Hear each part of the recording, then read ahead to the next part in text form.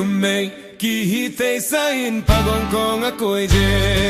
Pasal Kihitheisah in nungah gong akoi Numei Kihitheisah in pagong akoi je Numei Kihitheisah le kibol theisah chung Hatu mot pasal khat adel lele diu Hatu mot pa jong chunga kalding Nungah hon golona to Ahol diu Hol jong leo chun nahol phah delu diu Numei Kihitheisah in pagong akoi je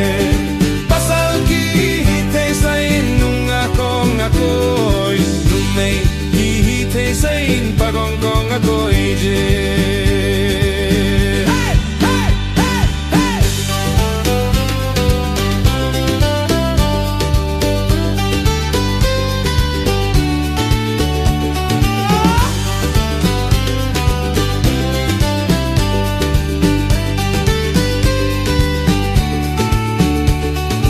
Pasal Kihitheisah le kibol theisah chu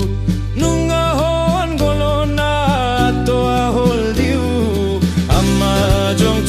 chung khat na kalding Akalna chung vang nemcha hiding Ahol pong leo va golona Ahol diu Numei Kihitheisah in pagong akoi je Pasal Kihitheisah in nungah gong akoi Numei Kihitheisah in pagong akoi je